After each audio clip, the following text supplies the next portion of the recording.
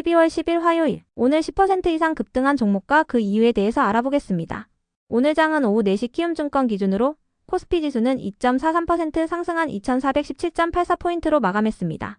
외국인은 매도, 기관은 매수로 임한 가운데 개인은 매도로 대응했네요. 오늘 코스피 거래 대금은 9조 원입니다. 한편 코스닥 지수는 5.52% 상승한 661.59포인트로 마감했습니다. 외국인과 기관은 매수로 임한 가운데 개인은 매도로 대응했습니다. 오늘 코스닥 거래 대금은 7조 원입니다. 그럼 본격적으로 오늘의 급등 종목들을 살펴볼게요. 오늘 10% 이상 급등한 종목은 총 140종목 이상으로 코스피에서는 42종목, 코스닥에서는 100종목 이상이 나왔습니다. 이 중 상한가 종목은 범양건영, 오리엔트바이오, 일성건설, 형지엘리트, 삼부토건, 이스타코, 형지INC, 파라텍, 나우아이비, 오리엔트전공, 코이즈, 소프트캠프, SU홀딩스, 아티스트 스튜디오, 아티스트 유나이티드, 리젠스, 삼보산업, 수산INT, CS카스, KD, 위즈윅 스튜디오, INC 23종목이고요. 오늘 하한가 종목은 없었습니다. 총 100개 이상의 급등 종목 중 상위 30개 종목들을 테마별로 묶어보니 3개 테마로 나눠볼 수 있었어요. 그 외 나머지는 개별 이슈로 오른 종목들인데요.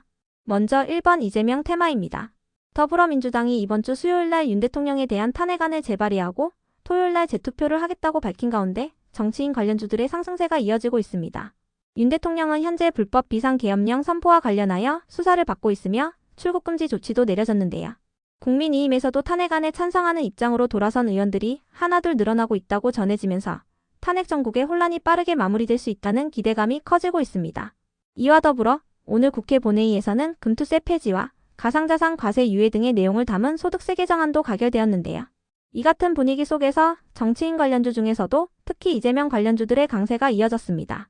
이재명 대표가 추진했던 기본주택과 무상교복, 무상급식 등의 이재명 정책 관련주들도 강세를 이어가 주었네요. 다음은 이번 재건 테마입니다. 어제 장마감 전후로 러시아와 우크라이나의 종전과 관련한 소식들이 잇따라 전해졌는데요. 관련 기사에 의하면 트럼프 당선인은 자신의 SNS를 통해 즉각적인 휴전이 이뤄져야 하고 협상이 시작돼야 한다며 푸틴 러시아 대통령의 결단을 촉구했다고 전해졌습니다. 이후 트럼프가 우크라이나의 젤렌스키 대통령과 전화 인터뷰를 진행한 뒤 젤렌스키 대통령은 때가 됐다고 생각하는 것 같다라고 언급했는데요. 트럼프는 세부 사항을 논의하지는 않았지만 젤렌스키 대통령은 이제 때가 됐다고 생각하는 것 같다며 푸틴 러시아 대통령도 이제 전쟁을 끝낼 때가 됐다고 생각할 것이라고 언급했어요. 이 터무니없는 전쟁을 끝내기 위한 방법을 구상 중이라고 밝혔습니다. 이 같은 소식 속 종전에 대한 기대감이 부각되며 재건 관련주들이 상승했는데요.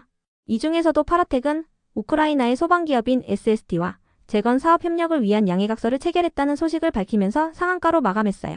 협약 상대방인 SST는 우크라이나의 오데사 지역에 기반을 둔 소방설비 기업으로 파라텍은 SST의 현지 영업력과 노하우를 활용하여 우크라이나 시장에 안정적으로 진출할 방침이라고 밝혔습니다.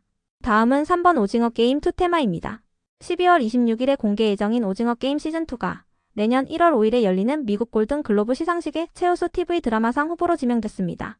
오징어 게임 시즌2는 아직 공식 방영이 되기 전인데도 불구하고 골든 글로브 TV 드라마 작품상 부문에 이름을 올렸는데요. 현지 매체들은 방영 전인 작품이 해당 시상식 후보에 지명된 것은 이례적인 일이라고 전했습니다. 이 같은 소식에 이정재 배우가 최대 주주로 있는 아티스트 유나이티드를 비롯하여 일부 콘텐츠 기업들이 강세를 보였는데요. 참고로 메타버스 관련주들의 경우 삼성전자가 내년 1월 달에 확장현실 기기 신제품을 샘플 형태로 공개할 예정이라는 소식도 호재로 작용됐습니다. 해당 기기는 증강현실 안경 형식의 제품일 것으로 예상되고 있으며 내년 하반기에 출시되어 애플과 정면 승부를 벌일 것으로 예상되고 있습니다. 그 외 나머지는 개별 이슈로 오른 종목들인데요. 먼저 나우아이비를 비롯한 한동훈 관련주들이 상승했습니다. 국민의힘의 친한동훈계 인사들은 한 대표에게 윤 대통령 탄핵에 찬성한다는 의견을 전한 것으로 알려졌는데요. 국민의힘은 윤 대통령의 질서 있는 퇴진 방안을 마련 중인 가운데 이재명 더불어민주당 대표의 대선 불출마를 전제 조건으로 내걸어야 한다고 주장하고 있습니다. 윤 대통령이 탄핵될 경우 이 대표가 민심을 타고 대권을 줄 공산이 크고 이 대표가 연루된 5개의 재판이 멈춰서면서 범죄 혐의자가 대통령에 취임하게 될 수 있다는 점을 이유로 들었는데요. 이 같은 소식들 속에서 한동훈 관련주 일부가 강세로 마감해 주었네요. 이어서 삼보산업은 조국 관련주로 지속 주목받으면서 강세를 이어갔습니다. 삼보산업은 무상감자로 인한 변경 상장으로 최근에 거래가 재개되었으니 참고해주세요. 한편 이엠텍의 급등 이유는 파악되지 않았습니다. 다음으로 큐로셀의 키메라 항원 수용체 T세포 치료제인 안빨셀이 보건복지부의 허가 신청, 급여 평가, 약가 협상 병행 시범 사업에서 2호 대상 약제로 선정됐다고 전해지며 강세를 보였습니다.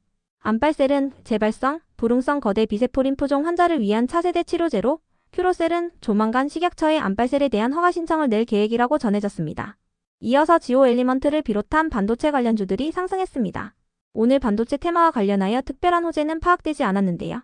특히 중국 정부가 엔비디아에 대한 반독점 조사에 착수했다고 전해지면서 어젯밤 엔비디아는 2%대의 하락세로 마감한 바 있습니다. 엔비디아는 4년 전 데이터 센터 사업 강화를 위해 이스라엘 반도체 업체인 멜라녹스를 8조 5천억 원에 인수한 바 있는데요.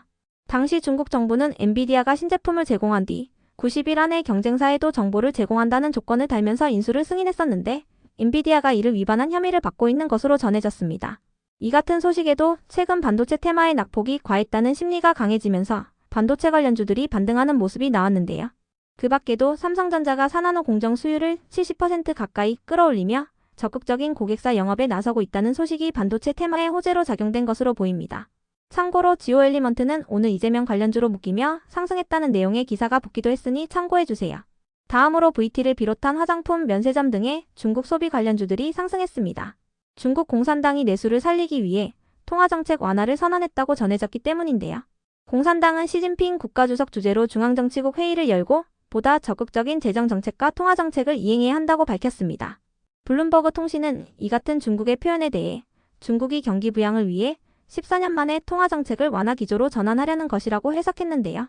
내년에 중국의 추가적인 경기 부양책이 공개될 것으로 예상되는 가운데 내년 경제정책의 기조는 12월 11일에서 12일 사이로 예정된 중앙경제공작회의에서 확정될 것으로 예정되어 있으니 참고해주세요. 이 같은 소식 속 화장품과 면세점, 카지노 등의 중국 소비 관련주들이 상승했으며 중국 경기 변동에 민감한 석유화학, 철강 기업들도 상승세를 보였습니다. 화장품 관련주 중에서도 VT는 최근 사업 시너지 효과 및 경영권 강화를 위해 종속회사인 ENC의 주식 20만 주를 64억 원에 추가 취득한다고 밝히면서 강세를 보인 바 있으니 참고해주세요. 취득 후 지분율은 55%입니다. 끝으로 PM풍년을 비롯한 일부 김동연 관련주들이 상승했습니다. 김동연 경기도지사는 윤 대통령을 즉각 체포하라며 48시간 안에 영장을 청구하면 된다고 주장했는데요. 이번 주 토요일에 탄핵안에 대한 재투표가 진행될 것으로 예상되는 만큼 이러한 분위기 속에서 일부 정치인 관련주들이 강세를 이어가는 모습이었네요. 그럼 오늘의 거래량과 거래대금 상위 종목들을 시장별로 살펴보고 마칠게요.